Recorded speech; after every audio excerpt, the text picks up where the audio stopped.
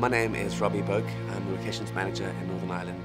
I find the locations, source them, and get the units into and out of them.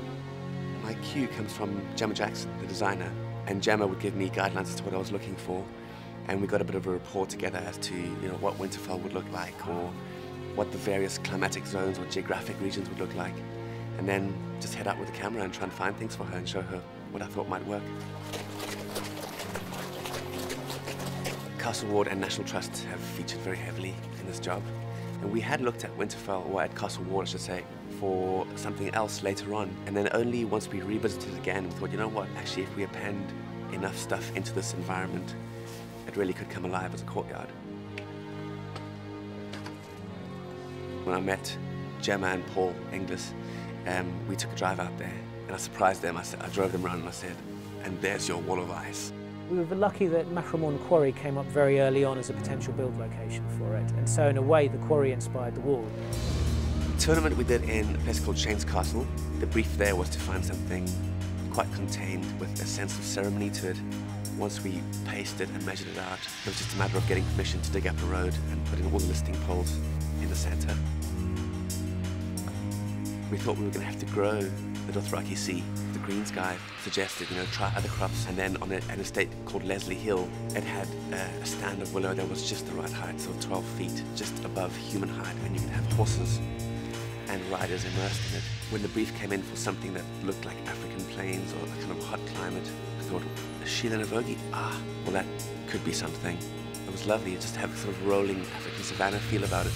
It's not that easy to find hot stuff in Northern Ireland. You have to look quite hard to find things that might look like a more temperate climate. I'm Joseph from Randon. I'm the Malta location manager. We are shooting in 17 or 18 different locations in Malta. The advantage of Malta is that there are so many different types of locations that you can find something to suit practically any requirement. Anything Mediterranean, North African, Southern European, we can kind of more or less find here, and we can dress it to cover any period. This is very much the basis for King's Landing. This sort of Yellowstone, old fortress feeling is going to be very much a part of the look of the film, I think. So we always knew when we were designing all these sets back in Belfast for the interiors that this was the exterior, and they were shot very much with the feeling of reaching out to the sunshine outside. In the presidential palace we shot the colonnade, and then we had various sort of little scenes, and we also shot in the private garden. We had a long walk and talk. We're using old private villas and gardens, farmhouses like here in the middle of nowhere. This was kind of lucky for this find. Action!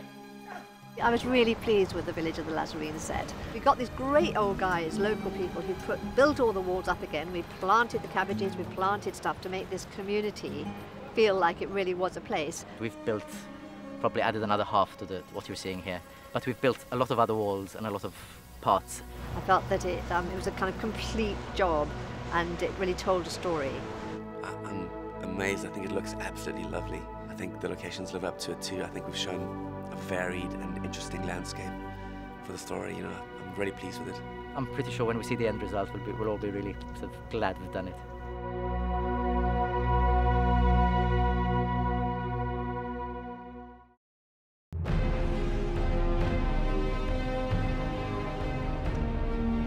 I saw the king.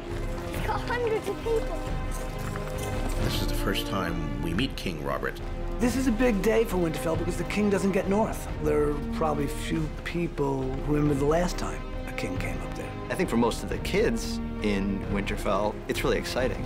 They've never seen such a huge procession of knights and other famous figures. There's obviously the king, but also his wife, the queen, her brother, Jaime Lannister, the Kingslayer, the Prince Joffrey, his bodyguard, the Hound. All these people they've heard about in stories for so many years and haven't actually seen. There's like an air of excitement, and they prepare for it as best they can, which is just by hanging up, garland in their own modest way. Of course, you get to contrast that by seeing Cersei and her handmaiden stepping out of a beautiful coach. It's a great window into the two worlds. It's what happens when the cosmopolitan big city comes to the country and you see displays of wealth and power and authority that go completely beyond anything you're used to seeing in your world. It was an important scene because it's the It's the very beginning of the piece, and you know, and Robert's coming up with his whole entourage, but there is certain tension throughout that whole event.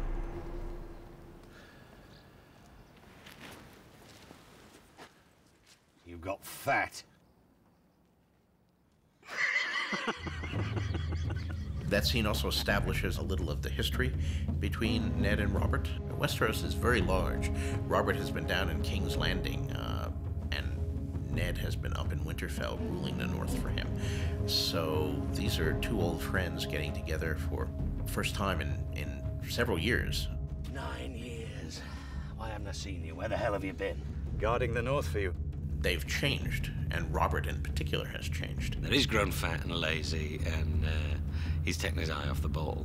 And he realizes that he needs somebody to watch his back, and the only person he can trust is Ned Stark. The moment that Ned Stark gets the news from Catelyn that the king is riding for Winterfell, he knows exactly why Robert's coming there.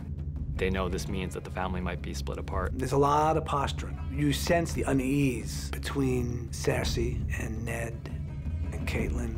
Robert's own dismissive attitude towards Cersei. The first thing Robert does is he wants to go down to the crypts to pay his respects to Ned's sister, Lyanna.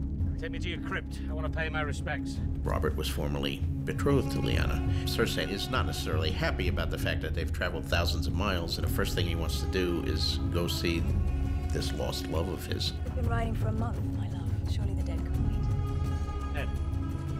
So it introduces some of that tension right from the first.